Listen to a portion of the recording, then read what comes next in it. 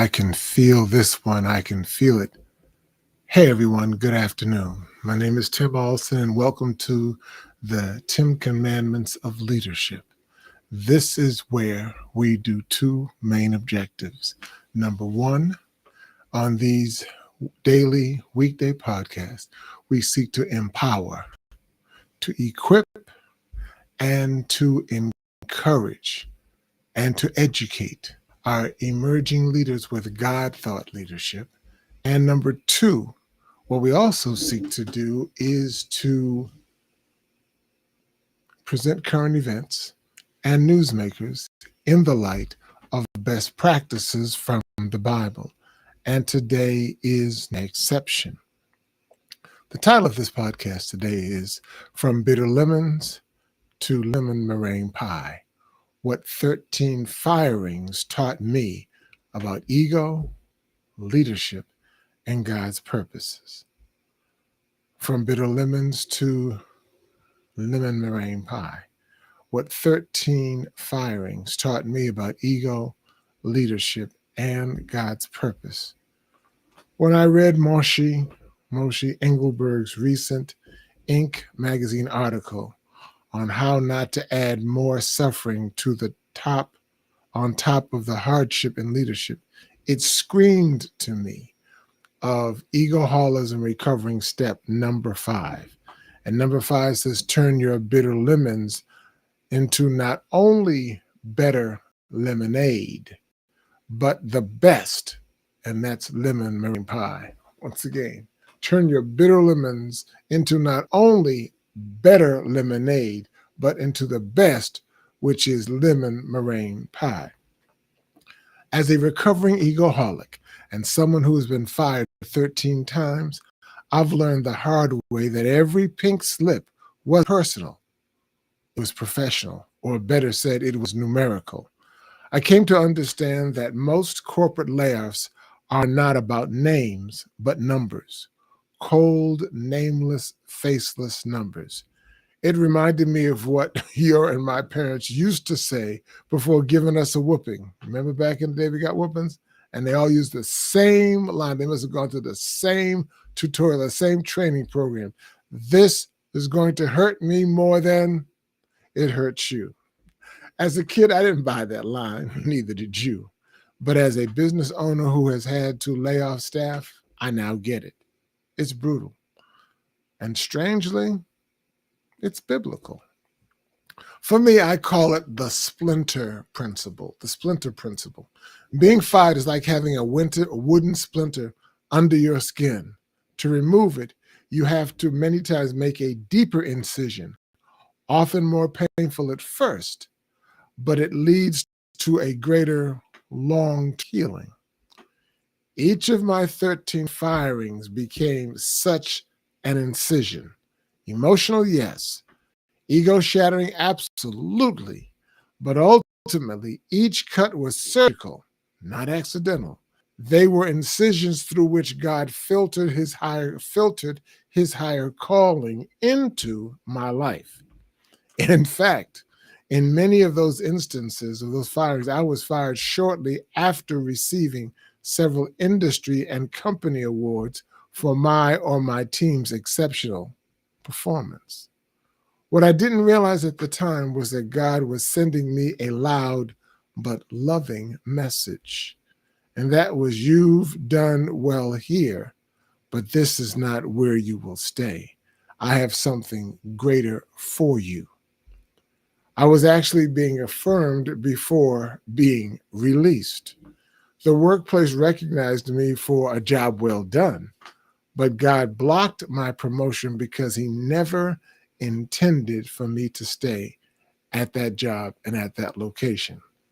That's when I stopped running from the deeper calling of what psychologist Dr. Abraham Maslow once called the Jonah complex. The fear of becoming all we were created to be, named after obviously the prophet Jonah in the Bible.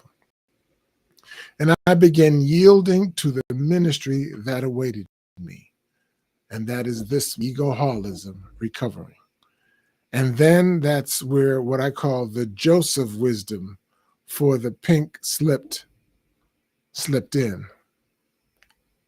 Joseph's words to his brothers in the book of Genesis, chapter 50, and verse 20, ring true for me and for anyone who's ever been blindsided by a layoff. Joseph said, to paraphrase, what you meant for evil, God meant for good. What you meant for evil, God meant for good. You see what happened in a nutshell. Joseph was fired, sold into slavery, to say it another way. He was demoted, thrown into prison, and misjudged, kept in prison, but positioned ultimately for national influence. Your firing may not feel good, but it can be for your own good. That's what I call lemon meringue pie theology. Lemon meringue pie theology. There's a certain sense of divine irony and recurrence in all of this. Here's another recurring twist that I noticed in my experience. In multiple cases, not in everyone, but in the majority of the cases, the person who fired me was ultimately terminated not long afterward. For example, once I was the only Black manager in a multinational company. Seems strange now. And then they brought in another African American, a woman, to be my supervisor. I had a mentor in corporate communications who pulled me aside and said, they brought her in to get rid of you. And once she does that, her purpose will be fulfilled and she will be next. And tragically, he was right. That pattern played out again and again in my career.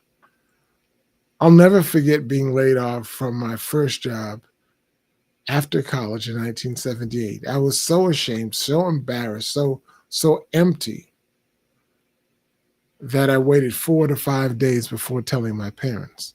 When I finally did, my mother responded calmly. I'm sorry to hear that you were laid off, Tim, but now you're going to find out what you're truly made of. And she was right.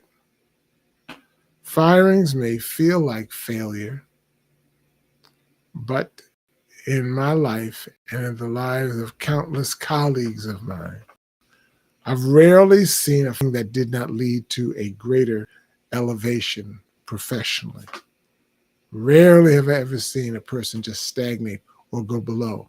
Typically, the firing ultimately led to an elevation. So what should leaders say when they're letting someone go?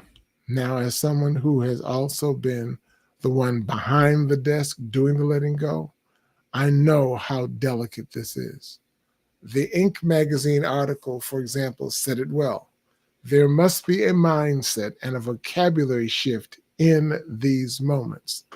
The conversation must move from pity to purpose, for shame to seeding a higher calling.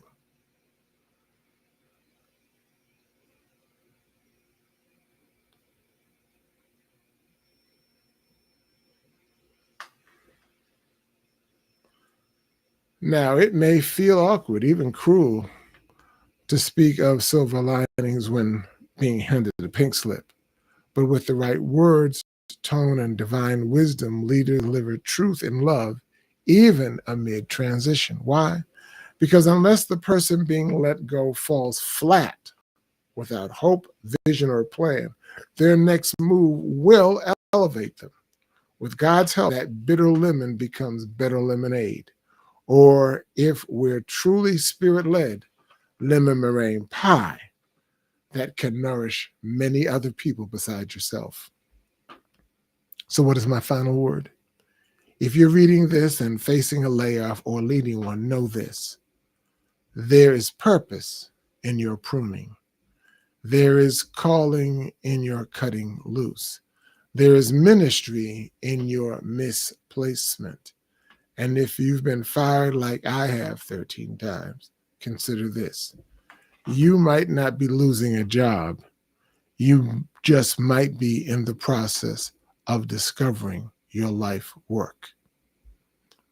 I can't make it any more simple than that. I have being laid off or being fired, however you choose to say it, whichever makes you feel better.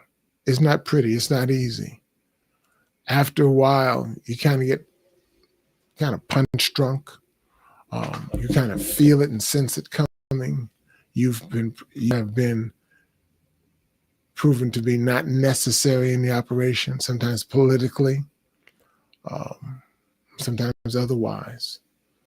But I've learned in the process that I've never received a firing that I did not elevate the next time around and elevate elsewhere.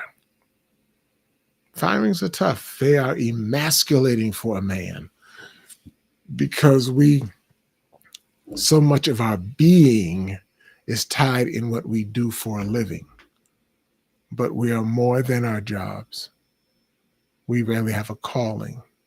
And so I would suggest to you, pay attention to what I've said. Read these words. Understand them. Listen to it again and again. Share it with someone that you know that may be in the same predicament, either on the verge of losing their job, particularly say if they're working in public service and are facing the cuts from this Trump administration, or if they may be doing the firing themselves. There's divine wisdom out here. Seek it, apply it, because I'm going to tell you, I've been laid off and I've had other people who laid me off me later on let me know they too got laid off. And I began to understand little by little that God said, don't try to understand me, just trust me. I hope that you've learned from these few minutes that we've spent together. I hope they've been enlightening. I hope they've been informational. I hope they've also been inspirational. So join me tomorrow for the 10 Commandments of Leadership.